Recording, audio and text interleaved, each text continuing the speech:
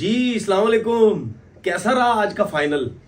बड़ा ज़बरदस्त हुआ, आखिरी बॉल तक गया और हम चाह ये रहे थे और आवाम भी यही चाहती थी कि फाइनल भी इसी तरीके से हो और दोनों टीमें जो हैं वो बड़ी ज़बरदस्त थी और दोनों टीम्स की एक कोशिश थी कि पूरे मैच में यही लगा रहा है कि हम फाइनल जीतें। मुल्तान सोच रही थी हम जीतें, इस्लामाबाद सोच रही थी हम जीतें।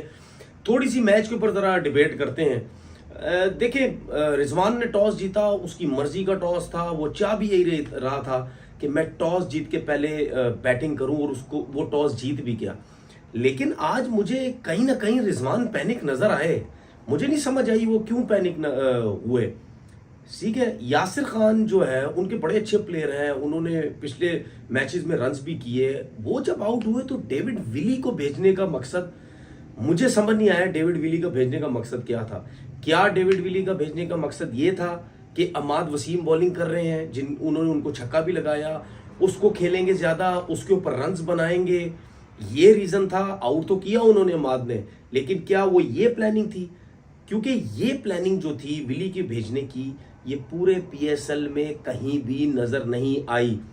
तो क्या ये बहुत बड़ी मिस्टेक की? आपका जो एक नॉर्मल एक रूटीन चल रही थी, उस्मान खान जो ऊपर के नंबर पे बैटिंग कर रहे थे तीसरे नंबर पे, तो अगर वही चलता रहने देते तो क्या प्रॉब्लम थी?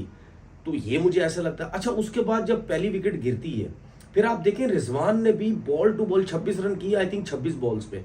तो रिजवान भी पैनिक नजर आया। मुझे समझ नहीं आई ये क्यों पैनिक नजर आए। अगर 2 विकेट सर्किल में गिर जाती हैं तो कम से कम कोई भी प्लेयर, रिजवान जैसा प्लेयर जो स्पिनर्स को स्वीप शॉट्स भी खेलता है, फास्ट बॉलर्स को भी बड़ा अच्छा खेलता है, अटैकिंग क्रिकेट खेलता है, तो रिजवान जैसा प्लेयर भी अगर पैनिक होके खेलेगा फाइनल में, तो फिर पूरी टीम का क्या हाल होगा? अच्छा, ये दूसरी बात ये कि शायद उसने, रिजवान ने ये समझा कि यार अभी नया बॉल है, स्पिनर का भी बॉल ग्रिप हो रहा है, ब्रेक हो रहा है, फास्ट बॉलर भी थोड़ा सा अगर मूव हो रहा है, इसको चलने दो, विकेट्स इन हैंड रखो, 10 ओवर के बाद मारना शुरू करेंगे हम, 170 80 90 रन कर जाएंगे, ये शायद रिजवान के माइंड में हो। लेकिन फिर भी उस हिसाब से तो क्रिकेट खेली ही नहीं, कोई पार्टनरशिप ही नहीं लगी। सिर्फ वाहिद उस्मान खान था जिसकी पूरे पीएसएल में इतनी जबरदस्त फॉर्म लगी हुई, उसने 50 रन की जो है वो इनिंग खेली है। अच्छा, वो भी जब आउट हुआ फिर उसके बाद कुछ भी नहीं।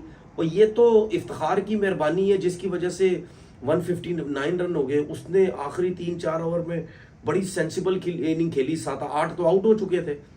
वो आखिरी 2 ओवर में उसने जाके मारना शुरू किया तो 20 बॉलों पे आई थिंक वो 32 रन कर गए, जिसकी वजह से इतने रन हो गए, वरना तो 120 25-30 रन से बस खत्म, कहानी खत्म थी। तो बैटिंग लाइनअप में अगर देखें तो कोई कुछ भी समझ नहीं आया कि मतलब टीम करने की कोशिश क्या कर रही है। भाई अगर अम्माद ने 5 आउट किए हैं या शादाब ने 3 आउट किए हैं, तो क्या विकेट को देख के या उनका जो बॉल ब्रेक हो रहा था, क्या उसको समझ के ऐसी बैटिंग नहीं करनी चाहिए थी मुल्तान को कि उनके ऊपर चार्ज ना करें? भाई आपने 8 विकेट स्पिनर को दे दी उनके ऊपर ही चार्ज कर करके। भाई होता है, दिमाग में आती है एक चीज कि यार अगर स्पिनर बॉलिंग कर रहा है, इसको हिट करना बहुत आसान है, टांग रख के मारो या सीधा मारो। लेकिन जब उस पर विकेट्स गिर रही थी तो फिर दूसरे एंड से जब फास्ट बॉलर आ रहे थे तो फिर उनके ऊपर अटैक करने की जरूरत थी। स्पिनर्स को छोड़ देते, ना करते, चले जी 159 रन कर दिए और ये भी बड़ा अच्छा टोटल हो गया था। इस टोटल के साथ फाइट करने के लिए बॉलर्स के पास बड़ा टोटल था ये। अच्छा, उसके बाद देखिए जब स्टार्ट होता है, गप्टल ने एक दफा फिर बड़ी जबरदस्त इनिंग खेली, 50 रन की उसने इनिंग खेली। उसके अलावा देख लें किसी ने कुछ भी नहीं किया। ठीक है, मैच फंस गया, उनकी भी कोई खास पार्टनरशिप जो है वो नहीं लगी। इफ्तिखार को भी आज यूज किया गया।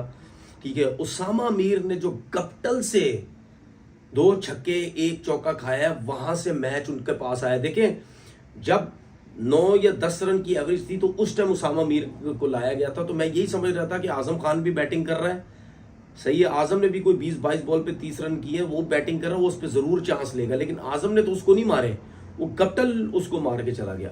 लेकिन उसके बावजूद भी मैच देखे, एक टाइम पे ऐसा था कि मैच मुल्तान के हाथ में आ गया था। तकरीबन 3 ओवर में कोई 30-32 रन या 31 रन रह गए थे, सही है ना? तो वो चले, उसमें भी आई थिंक 18वें ओवर में कोई 10-12 रन बने।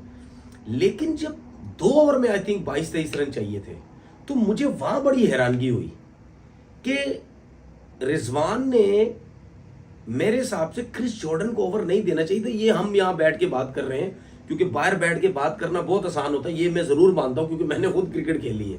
बाहर बैठ के बताना बहुत आसान होता है, लेकिन रिजवान के ऊपर आज पहले एक दफा प्रेशर आया। पूरे टूर्नामेंट में उसकी हर लड़के ने बड़ी अच्छी परफॉर्मेंस दी।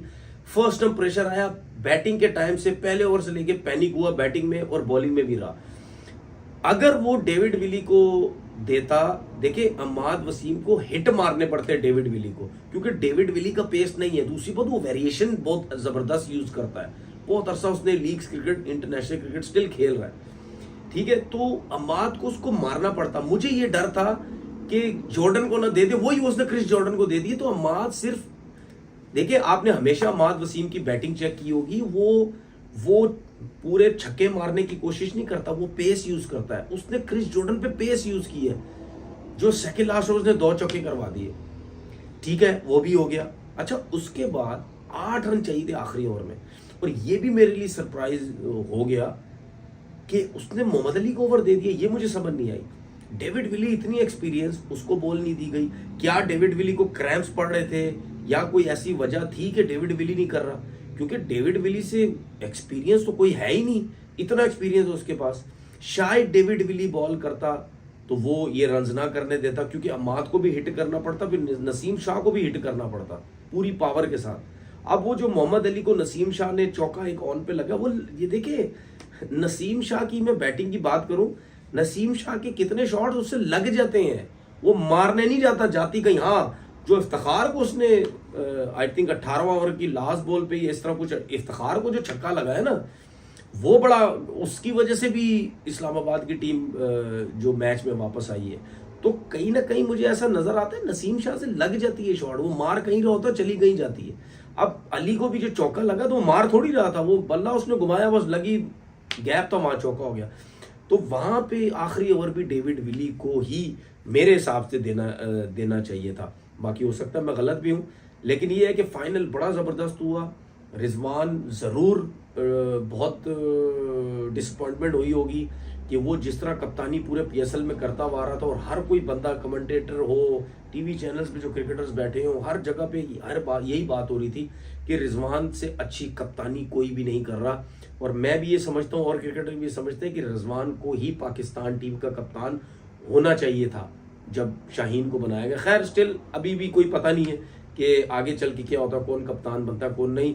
मुबारकबाद हो शादाब को, मुबारक हो इस्लामाबाद की टीम को कि वो ये फाइनल जीती। शादाब की एक बात बोलता हूँ, मैंने हमेशा बोला कि मुझे पाकिस्तान लेवल पे वो बंदा समझ नहीं आता, लेकिन मैं उसकी फील्डिंग की बात कर देता हूँ। जो पीएसएल में उसने फील्डिंग की है, जो पेशावर के खिलाफ उसने 4 कैचेस पकड़े, या आज के मैच में तकरीबन 20-30 रन तो वही रोक देता अपनी फील्डिंग से। इस चीज़ से जो इस्लामाबाद को फ़ायदा होता है ना, आई थिंक आउटस्टैंडिंग शादाब ने जो है वो फील्डिंग की है। और मुल्तान सुल्तान को भी बहुत बहुत मुबारक हो कि वो टीम फाइनल में पहुंची। जाहिर सी बात, अब 2 टीमें पहुंचती हैं, एक जीतेगी एक हारेगी, जो गलतियां कम करेगी वो टीम जो है वो जीत जाएगी। अपना बहुत बहुत ख्याल रखिएगा। अल्लाह हाफिज़।